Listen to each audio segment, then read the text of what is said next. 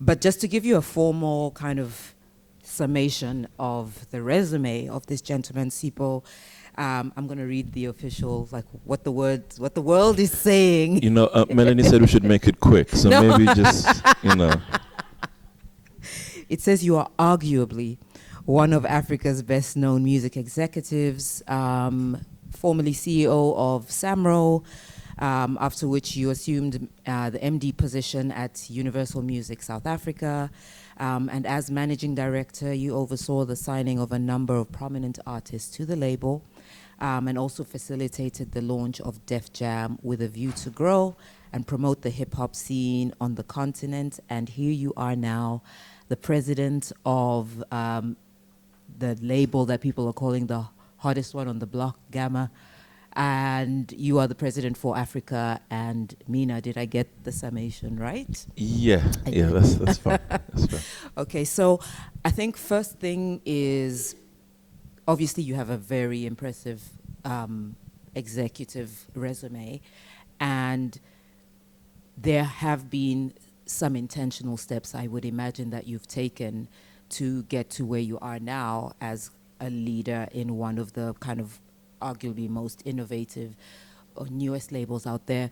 What is the kind of experience that you wish to take with you into your new role as president in Gamma? Like, what are the things that you feel will specifically inform whatever you perceive the challenge ahead of you is going to be or is? Yeah, so first, good morning, everyone. Thanks for coming out so early in this windy, rainy weather. So first of all, I don't know that all my steps were intentional. If I'm being honest, I never set out to be CEO of Samro. I never set out to be at Universal either. But what I've found is that each role that I've had has somehow prepared me for the next role, if that makes sense. So, you know, there's some people here that are older that would remember TKZ days. I know Martin definitely, and Craig. In fact, we did the TKZ album at Craig's studio, Mama Dance, early 2000. But when I was managing TKZ, I never thought that I'd actually be on the other side of the table at a major label. But the experience that I got from managing them and from understanding what they were dealing with and how they perceived the business informed how I then held my role when I was at Universal. So I think in the same way, I think, you know, to answer your question, I feel like every job that I have, or I have previously held, has prepared me for what I'm now doing at Gamma. But I think one of the things that I take the most is the artist experience and the artist view of how things work and how things don't work. And I think that's what I'm trying to fix and work on the most. What was it that swung it for you, making that transition from artist management to kind of label executive? Well, it was Nick Mazzazzi first, because he's the one that convinced me to go to Samro. And Samro, I never intended to be CEO. I joined them as a marketing manager and business development. But the experience at Samro taught me how important understanding the other areas of the music business is, and understanding where you can make money without having to rely on being on stage or performing or always being out on the road making money. And one of the things that I keep saying is that the ecosystem is what's really important to the music industry and to artists being able to have a sustainable career. It's the composition, so the publishing side. It's the artist royalties from the record label, but it's also being able to tour.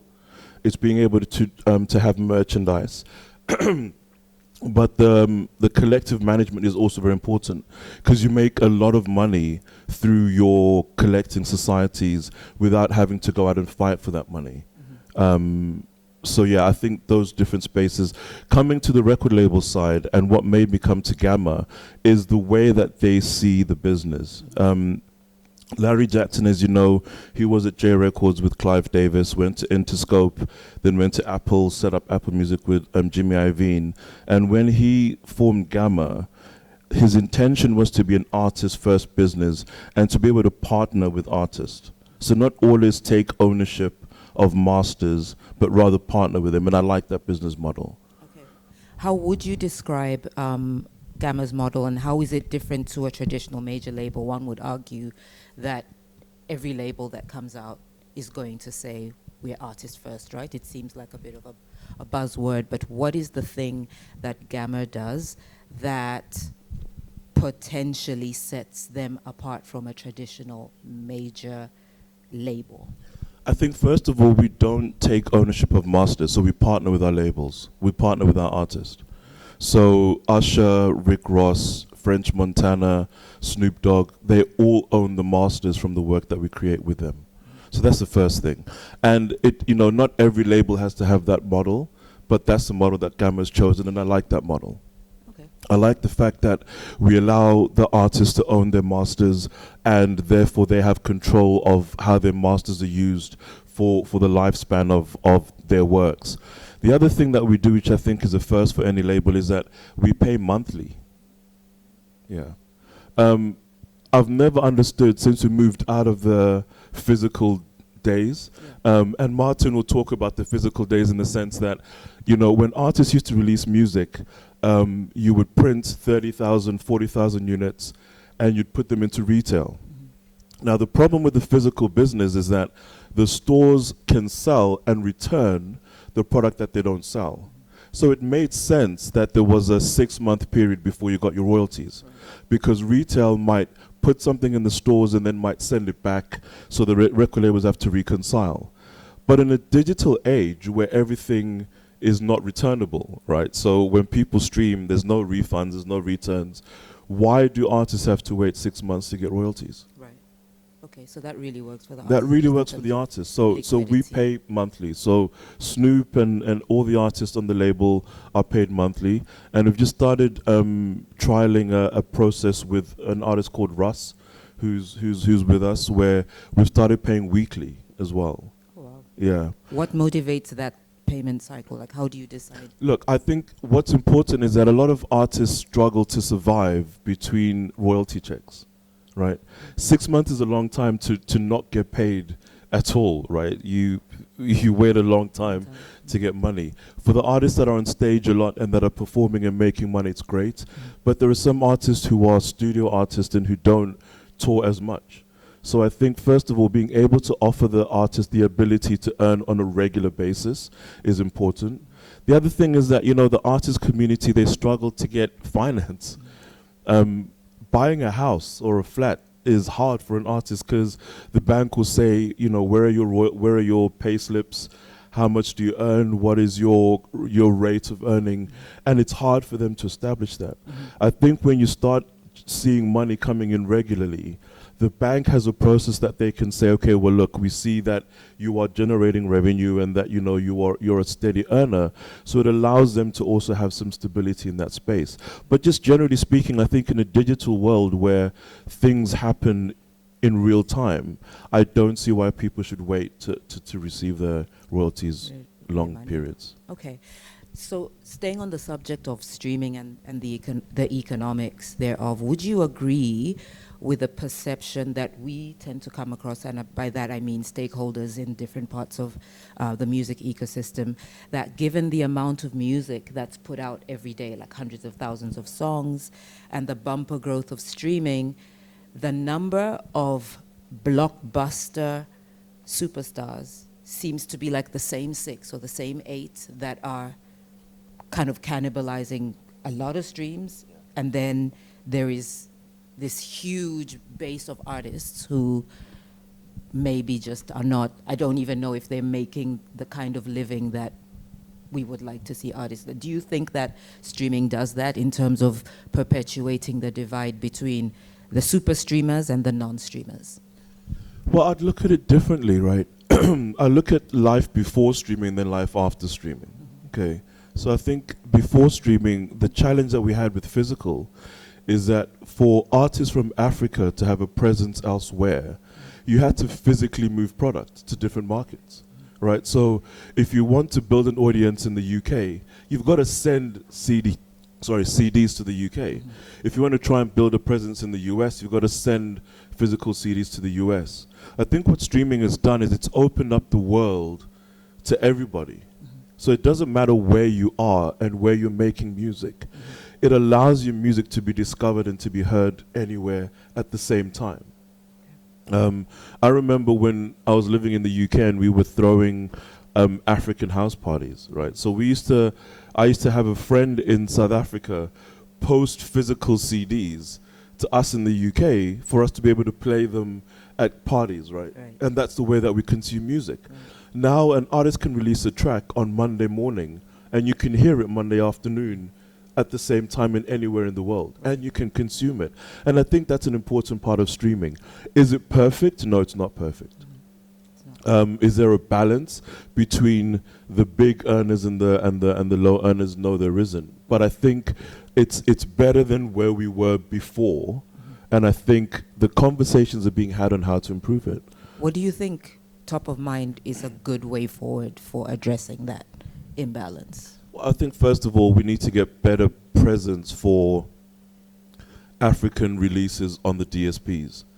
I think, you know, when you land on an opening page of Spotify or Apple or any of the other platforms, it's generally the international stuff that you see first. And I understand it, because it's where the money is made, right? But I think if there's a way that we can give more presence to artists, and not just from Africa, from other spaces, if there's a way that we can kind of create more easily visibility or more easier visibility for other genres and other artists, that would be helpful. Okay. Just a reminder, if anybody has questions, please make a note of them and we can just keep them until the last 10 minutes of the session, so you can feel free to ask. I'm going to quote something that Snoop Dogg said that made everybody on the internet laugh, but always makes me wonder what we are doing to make artists just a little bit more informed about the ways that music is changing. So he says, can somebody explain to me how you can get 1 billion streams and not get $1 million? Snoop Dogg, though, is an artist that you have partnered with at Gamma. I believe you are in possession or in a joint venture for the Death Row catalog. So how does a label, because obviously you had that conversation, how do you incentivize artist signings in a streaming era where there's a lot of disgruntlement on how the artist gets paid? Like how did you talk Snoop off the ledge for that? It's better transparency, I think, and access to the real data. So our distribution platform called Vidya, what we allow all our partners to have access to is to the actual streaming data as it comes out. So I think there's a 2-day lag from release and when we get the info from Spotify and the partners. But when you log into your dashboard, 2 days after your release, you can see exactly where you streamed, you can see how many streams you've generated, and you can see the revenue that's generated by those streams. So the way our platform works is, like I said, is at the end of every month, you see what you've earned and you get paid what you've seen you've earned on your platform. I think when people can see the numbers themselves and they can dissect the numbers, you understand that, okay, yes, the rate of earning is lower, but at least you can compute and make sense of it. I think the problem with the streaming world historically has been nobody can understand how the numbers tabulate. As Snoop said, you know, you get 1 billion streams, but you don't get $1 million. How? I think if you see the streaming on a daily basis and you can watch it on a weekly basis and a monthly basis, and you can see a cash value at the end of each month, and you actually get paid what you see, because I think another problem sometimes is, you know, there seems to be a lot of deductions that happen before people get their royalty checks, and they don't understand all those deductions and what it's for. So I think the more transparent we can be as labels and as companies, and we bring the artist in that process and explain it to them, the more comfort that they'll get. So I think with Snoop, the fact that we're paying every month and he gets that check every month. And at any point in time, his team go into the platform, they can see how many streams from each partner, what the total streams are, and what the total computation is in a dollar figure. It helps give that level of comfort that they need. And I think the more that we can introduce that in more spaces, the better there'll be that trust between the label and the artist. Okay. So you mentioned Vidya, which is the distribution pipeline that you have acquired. They've been live in Africa since 2017, I believe. And apparently, and you can confirm if this is true, it's become the second largest region in total consumption behind the US for Vidya is Africa. Correct. Is that correct? That's correct, yes. Okay. Correct. So what would you say is behind the increased global appetite for African content? I think Africa is hot right now. Why? And I think it's because, I'll tell you my opinion, it's just my opinion, okay? I think R&B and hip-hop in the US is kind of taken a step back from where it used to lead. And I think the genres that have come out of Africa have filled that gap. So I feel like Afrobeats is in a space where R&B in the clubs used to be the driving genre. I think Afrobeats is. I think in every club that I go to, whether it's in Europe or in the US, there are two things that happen in an evening. There's always an Afrobeat set, and there's always an Amapiano set. And that was, that wasn't by design. There wasn't a major label that said, we are going to make Afrobeats hot. It's the culture that discovered it itself, and it's the artist being in the market and playing the music, and it's people finding that Afrobeats and Amapiano was what they were. They were getting better music from those genres. Sorry, it's just my opinion. Than they were getting from hip hop and R&B. I'm not saying hip hop and R&B are not bigger than Afrobeats. They are bigger. They generate more revenue.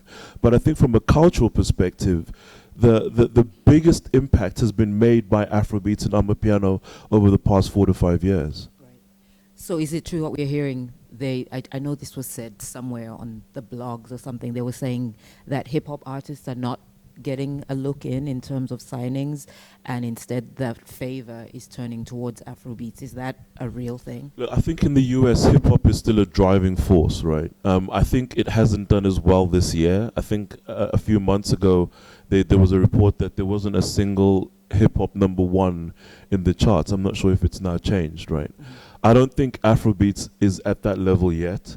But again, I think from a cultural perspective, it's what's moving people. Some of the biggest concerts this year have been Afrobeat artists. I mean, Burna Boy with his UK shows, the US shows, that's what's been the talk of the town. And then followed by Davido's, and Tiwa's on tour now across the US. I know Burna Boy did another show on Friday at Roundhouse. That's what people are talking about. People aren't talking about the Little Baby concerts or well, I mean, of course, they're talking about the Drake, but it's the big moments are sake in the UK, and again, it's the work that Empire, and I know Munye and the team are here and Tembi here, the work that Empire and them have done is also amazing in terms of culture. Do you know what I mean? And taking that culture into the international space. Yeah. It's not something that is just being pushed locally. It's being pushed in other markets, and it's what people are coming out for.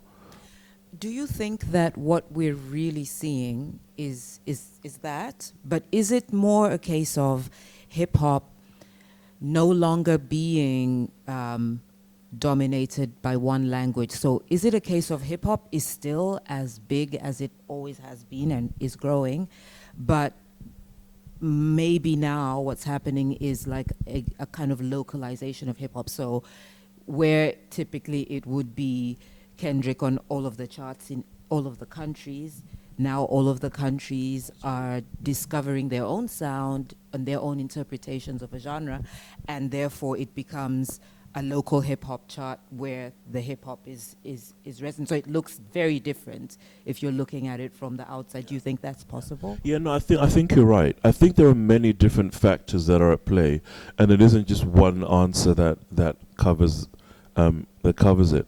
I think that's one. I think local is what people are preferring, right? I mean, what I've loved about Nigeria for years is that in Nigeria, they play local first. Do you know what I mean? It's not a government quota thing. The radios, the clubs, you know, if you went back into Nigeria clubs a few years ago, it was like 99% Afrobeats, or maybe 90% and then 10% other. Now it's Afrobeats and Amapiano, but it's still local. Do you know what I mean? So I think more places are embracing local first and you know, including other genres. But I also think there's another thing that's happened. You know, it's become cool to be African again. I know it sounds silly, but it's cool. What's that on the back of? I think I don't quite know, but I can tell you that when I was in school, in the 80s, I think it was. Yeah, it shows my age. It's a while back. When I was in school, it's a long time ago. There are some people that were probably born in the 80s. I can remember being in school and being teased for being African.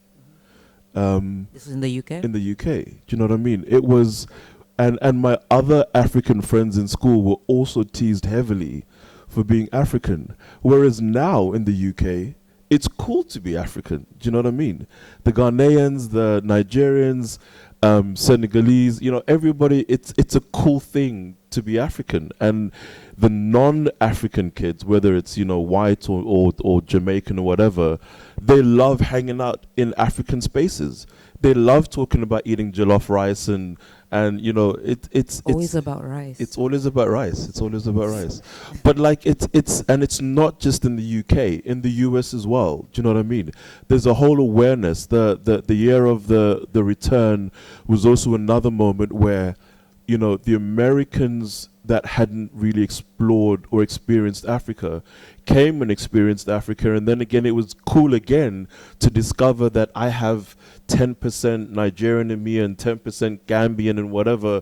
So there's, you know, there's a behind the scenes movement that's not necessarily about music, that is just about people connecting with the continent and finding it cool and the conversations. And then there's also been the live side, right? So Afro Nation, Afrochella, these are all movements that have made it also be cool to connect with the continent. So I think it's the different things that have happened that all together have made the African experience, whether it's food, fashion, film, storytelling. You know, there were big moments with Black Panther as well. And it's not just the Black Panther, it's how more African stories are being told in mainstream media that makes that whole space cool.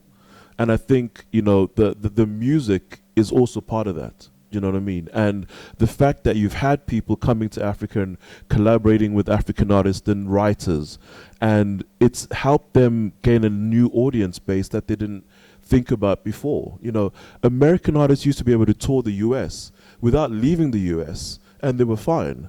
Now everybody wants to kind of come to Africa, wants to go to the Middle East, wants to go to the UK even. There's more artists doing shows in the UK from the US than they used to do before. So I think there's a general movement, and I think streaming has also helped support that too. Does Gamma also involve itself in the live part of things? Live and film too, yeah. Right. So we there are a few live things that we're working on across Middle East and Africa. That will come to fruition later this year. And by the way, you know, we're a new company. We only launched in March this year. So there's still things that we're learning, that we're figuring out, that we are fine-tuning and getting, but live is definitely one of them. Right. Film, although Travis Scott is signed to Sony, we did Travis Scott's film. Larry Jackson executive produced, and we funded the entire film for Travis Scott. Right. So there's different projects that we're looking at in the film, TV, content, podcast, and music space, okay, that are very interesting to us. Okay.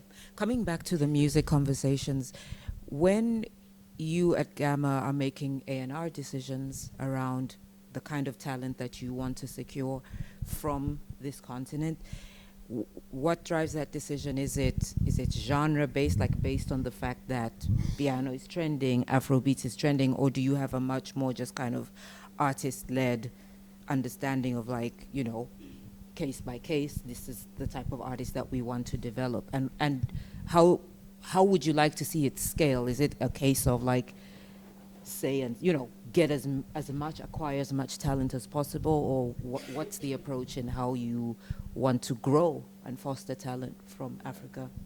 So I think the first thing is that, our video platform is designed to give as many people access to release their music.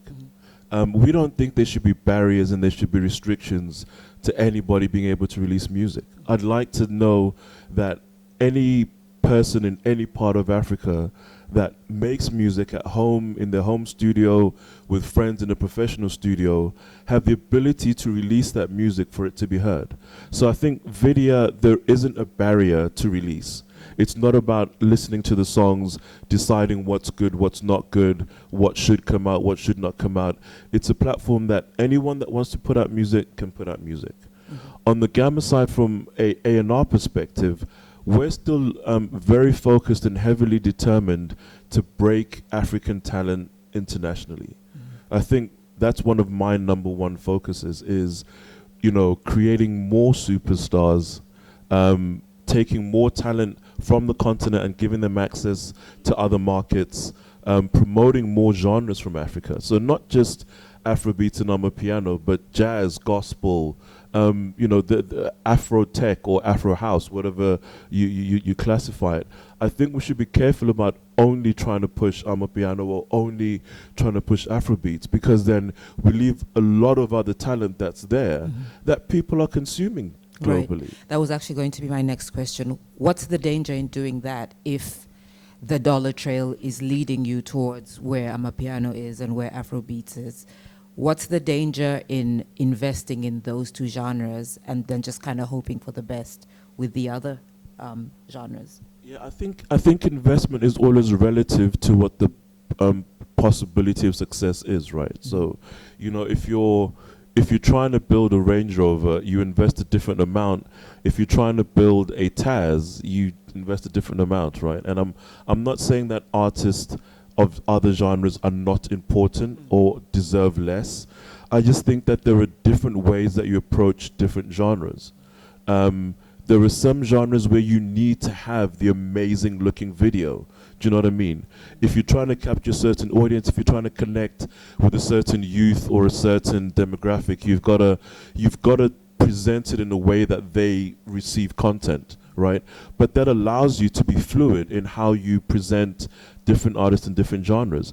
But I think it's very important that you work on it. I mean, one of the things that I was happy that we did, I know people talk about the Def Jam Africa project at Universal, but I was also very excited about Blue Note Africa. Right. Because Blue Note Africa was meant to be a label where jazz from Africa is given the opportunity to be developed at an international standard and marketed and promoted at an international level. Just as much as gospel was and gospel is. So I think it's important that we look at different genres and don't overlook them, because right now Amapiano and Afrobeats is hot. You've got to look at all of them. You do. Yeah. So I'm going to assume that obviously the remit for Gamma Africa, Gamma MENA is quite large if we're talking geographically.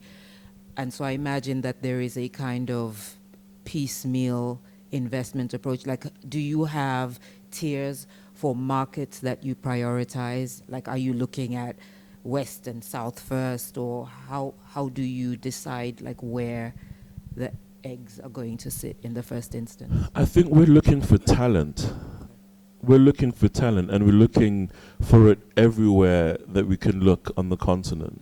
Because, I think it's, although Afrobeats and Amapiano are leading from a cultural perspective and hype, I think the talent might come from anywhere. It could come from Zimbabwe, Botswana, Namibia, Gambia, Ghana, anywhere. And I think, if you only say, well, we're going to focus on Nigeria and South Africa, you might miss something.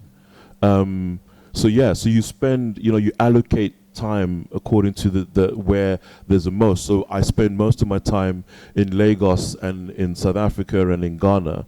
But, I was in Kenya for a week and, spent some time with some amazing talent in Kenya. I'm not sure if I'm answering your question, though. You are. I am. Yeah. Okay. Don't worry. Cool. So with something like TikTok music, which is something that everybody's anticipating. What is your stance as a label on entities like that? Is that, yeah. Well, TikTok is interesting for me, right? Because my daughters, who are 9 and 13, I think, let's get in trouble for that. My daughters were 9 and 13. They surprise me with the old school music that they discover from TikTok. So, one day they're singing Rain by SWV, and I'm like, how do you know that song? And they're singing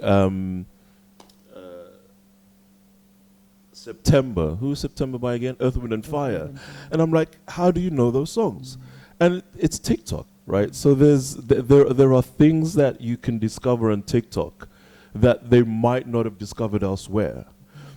I think the answer is, there's good and bad in everything, right? I personally am not a TikToker. You will never see me post on TikTok unless my kids somehow force me into something. But that's just not my space. But I'm not an artist either, so I don't need to use TikTok as a tool. I understand that it's important, though. So I think for artists, you've got to understand where your audience is, how to engage your audience, and meet them where they are. Do you know what I mean? So you have to use TikTok because it is a tool that people are engaging and discovering music from. But I think you've got to use all the tools that are available based on where your audience is. Do you know what I mean? So maybe somebody might say for a jazz artist, there's less for you to do on TikTok, and they might be right. But it depends on your audience. I think all these things have brought value to a certain extent to what we do in the music industry. If there wasn't TikTok, you wouldn't have younger people experiencing and enjoying catalog and bringing that to life. So it's not just the new genres that they're engaging, it's everything else in there as well. I have 3 questions left, so just so you guys are aware, somebody needs to keep me honest with the time. I have no idea where we're at. Another question I want to ask is a little bit also more on the pragmatic side, right? So while it's definitely on the rise, legitimately streaming music in Africa is still not the de facto kind of method of consuming music. Why did you say legitimately streaming? Because there is a difference between paid for services and non-paying for services, and this is something that everybody in the ecosystem grapples with. I feel like in South Africa we have a particularly poignant case where genres like piano and what have you, they were never meant, or they were never built with the DSP kind of pipeline in mind, right? It was always meant to be a music that is made almost like a carrying card for an artist, and then they get to perform on a Saturday and make money. And turning that around, Spotify, we've done quite a bit of work in trying to make that not the case. You've done a good job. Thank you. Thank you. But really, it's still an ongoing thing. And I just want to know if you know any concrete examples or have any precedent of how making people pay for music has now become a normality in society in any of the emerging markets. I mean, because I don't see the end of it in terms of, in as much as I'm from a streaming company, I just feel like there's such a long battle ahead in convincing people that it's good to pay for arts, it's good to pay for music, and do we have a blueprint that we can follow to make that a thing that we do in our society? Yeah, that's it. Hello? Sorry, can you guys still hear me? You can? Okay, cool. That's a really difficult question and a really difficult topic. I think, if we're being honest, I think DSPs have not got it right always in how they launch their services in different markets. I think Apple made a huge mistake by launching their service wanting people to register with a credit card in markets where the mass population do not have credit cards. So you're already excluding the mass population from being able to enjoy music legally. So they'll find it in other ways that they can. Also, the fact that it was US dollar billing in Nigeria is a problem. Do you know what I mean? Because the currency fluctuates so much. No one is going to subscribe to a service where they don't know how much will be deducted from their account at the end of the month. I think I think the carrier billing is definitely a solution for Africa, because people being able to use their airtime and their cellular accounts to subscribe is easier. So I think the easier it is for people to consume music legally and pay, they'll do it. It might still be a grudge thing, because some people think, well, why am I paying for it, right? And there is a educational aspect that we've got to deal with, and it's important that we keep having those conversations, explaining why. I think it doesn't help that you've also got artists on the other side saying, I never see my money. You know what I mean? I've put out a hit and I've never seen my money. So that also takes away from the credibility of wanting people to pay for it. So the more that companies, labels can be more transparent, and the artists can then be advocates for streaming and for labels and for partnerships, I think that also then helps build confidence in the consumer that if I pay for a song, the money will reach the artist. Do you know what I mean? But yeah, I think there are clever ways of building the streaming subscriber base by introducing people to allow them to experience a service first and then asking them to pay. Do you know what I mean? So let people experience Spotify, Apple, or these different platforms, and then, make them pay after a while. But for some people that have always perceived it to be something that they can consume for free, it will take a while to get them past it, but it will happen. Cool. I'm on my last question. And for me, it's really about how Gamma positions itself, especially in these newly announced regions. I know you have Naomi Campbell. What's her role in She's them? a strategic advisor across Africa and Middle East. Strategic advisor. Yeah. What does that mean? What it means is that she helps us get deals done that we struggle to do. Really? That's the reality of it. There are, and it's amazing. Naomi's relationships go right across the business and right across the different parts of the entertainment industry. We went to Saudi Arabia to talk about how we're launching video and media there, and she got us a meeting at the highest level of government, just because people know her and respect her and like her. I would have never been able to get that meeting if it wasn't for Naomi. Do you know what I mean? She is like an unofficial ambassador for culture, for black culture, across different parts of business in the world.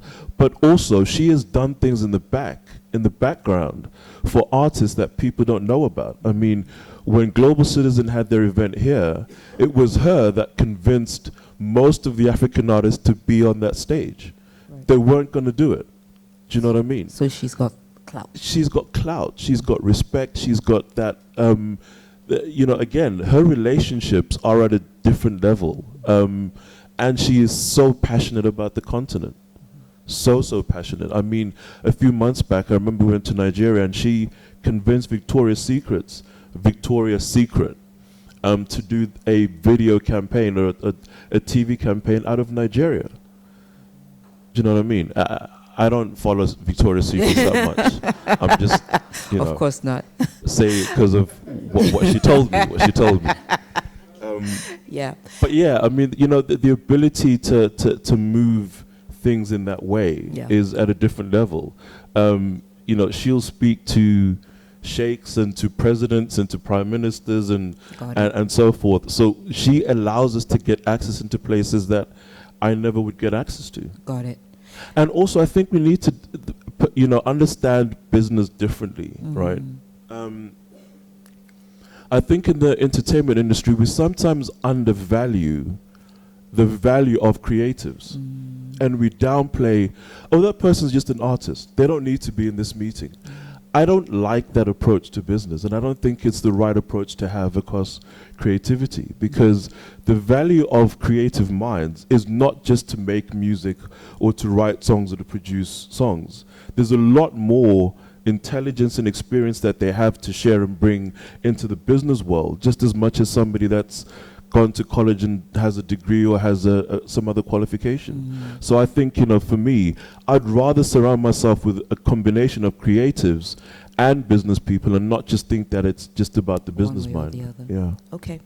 I think that's all the questions I have. I don't know if there's anyone on the floor. Yes. Okay, we're going to, restrict these questions to 10 minutes because we're running 15 minutes late, and I know that we have some great panels. So who's had their hand up here first? James. Yeah, thank you. My name is James Proper. I work with Spotify as the Artist and Label Partnerships Manager for Christian and Gospel in Africa. I have a few questions. One, when I look at your role, just one, okay. So if it's just, please give me two, at least for the list. Yes, okay, let me choose let me start with this one. There are so many global issues that are important that actually affect how our business operates, like climate change, biodiversity loss, teenage pregnancies, and all those issues. And in most of these conversations, the industry doesn't seem to be taking a lead role, yet we have the artists who are influential. I just want to find out, are these issues important to Gamma? And what does the plan look like from your perspective, if these issues actually make any sense to you guys? The other issue is around... So can I ask you to specify which issues? Which issues? Climate change and biodiversity loss. And what's that? Climate change and biodiversity loss. Biodiversity loss. Loss. Okay, Laws. climate change. Let's keep it at climate change. Then my other question is, when we talk about payment gateways, what role can the artists and labels play? And when do we stop at, when does the conversation of we need to do this, we need to educate the people, when does that stop and we start acting to make sure that we have more payment gateways open in the African market? And lastly, when I see your role, President of Africa and the Middle East, doesn't this continue to suffocate Africa? When does Africa stand as Africa? Thank you very much.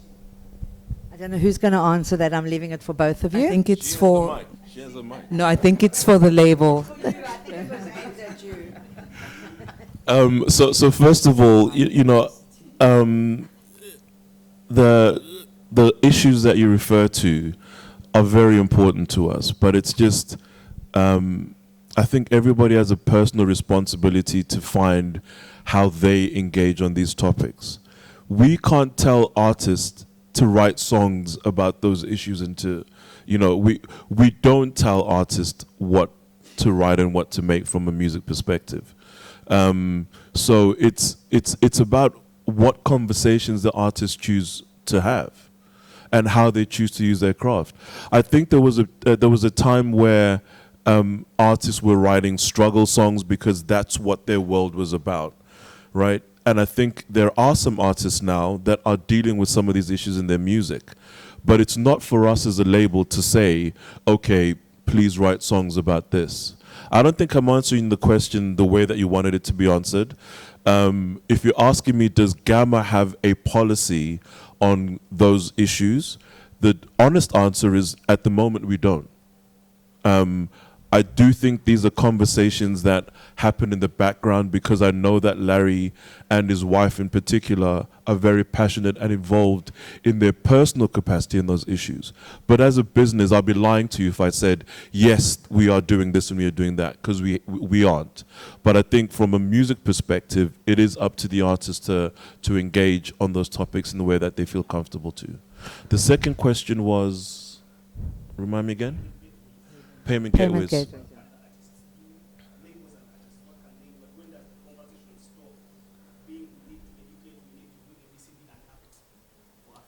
So the issue of payment gateways, I think, is slightly different from the way that you're capturing it, right?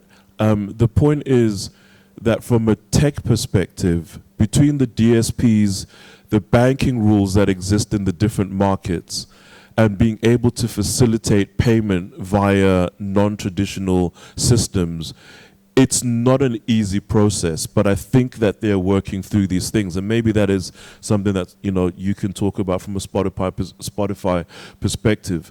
But I know that more companies are looking at how they can localize how payments are facilitated.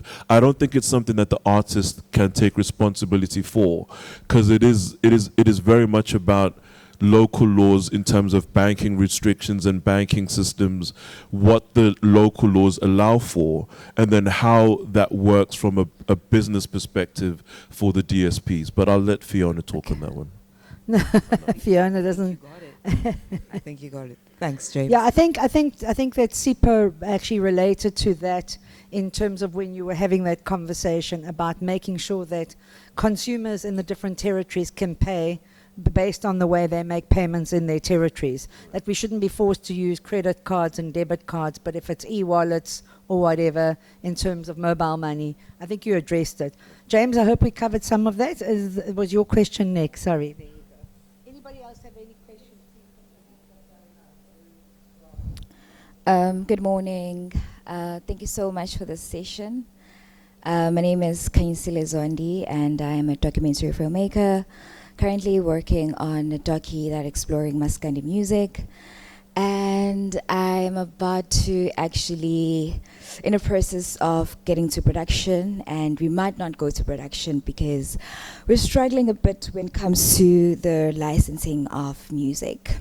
It's one of the most difficult things that we face as independent creators. And my question is just related to how can filmmakers and musicians really collaborate to make licensing more accessible without really necessarily cutting the middleman, but it has been one of the most difficult journeys, especially trying to explore especially a genre when it comes to Maskandi music. So I just want to get to know or have an understanding on your thoughts on that. There are some publishers in the room. I don't know if any of the publishers want to talk to that. Ryan. Actually, that's the next topic, if you'd like to stay. Yeah. It's actually harmonizing, it's harmonizing narrative, the business of music synchronization. So I think it'll be better answered in the next panel. Sipho, I don't know if you Yes. want to make a quick comment. No, but I- there is a very good, panel Yeah. full of experts that is on the next session. Will that be okay if you can stay for that next session?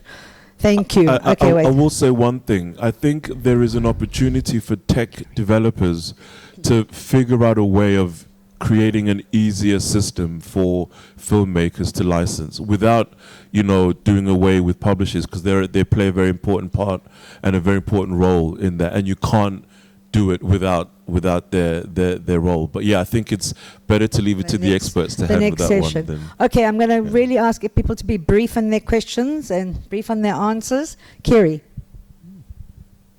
Hi, Sipho. It's been a minute and a decade. I come from the artist management background and artist development. On the Gamma model, is it similar to like Nick Gatfield's Twin Music, where it's a JV and you're bringing in the seed money and the expertise? And then the follow-up is, of course, how do artists send their material to you? So yes, it is. It is. Like I said, we like to see ourselves as partnering with artists and labels rather than trying to sign over and own masters. And again, I have no issue with labels that provide that master relationship. I think it's good to have different options for how artists can engage. We've just chosen to focus on partnering rather than signing. So yeah, we approach it from a perspective that we would partner with labels rather than sign over masters. We provide investment, we provide seed funding for projects and so forth. Yeah. So is it just that in the partnership, is it about the funding, seed funding, or do you bring in the team and Most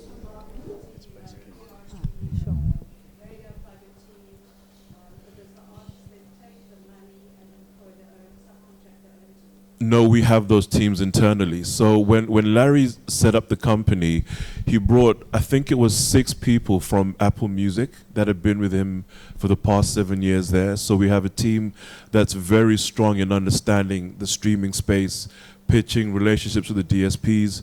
We've got a great radio plugger called Lionel, who set up a plugging team. So we look at radio at the different levels, and we're building out the same infrastructure in Africa as well. So yes, it is, on the video side, we just do distribution. On the Gamma side, we do a combination of services and artist services that we bring into it as well. Yeah. So where do artists submit? I'll put my email address and share email contacts after as well. Rob Gallo, hey Simo. Sipho, how's it going? Good to see you. Yeah, just a quick one. It's kind of maybe a segue to that. Just in terms of the Gamma model, mentioning that it's kind of transparency and partnerships, etc. In the old business model of a label funding and investing in return for ownership, in your example for the Travis Scott film, for where you had funded a film, does that mean that there's a potential ownership there, or is that kind of a different model then in terms of looking at maybe a rev share after costs, or is there no ownership at all? Yeah, it's different conversations for different projects. So it also depends on the size of the funding that is being looked at and that is being provided, the level of risk, obviously. So, with Travis Scott, there's less of a risk of it, of it not being successful. So I think the honest answer is each project is looked at on a case-by-case basis, depending on who the partner is, how they want to partner, what level of ownership they'd like or they'd like to share, what level of funding they bring, versus what level of funding that we need to bring and what level of commitment we need to put in.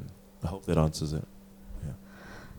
Okay, thank you. Thank you, Sipho. Thank you, Phiona.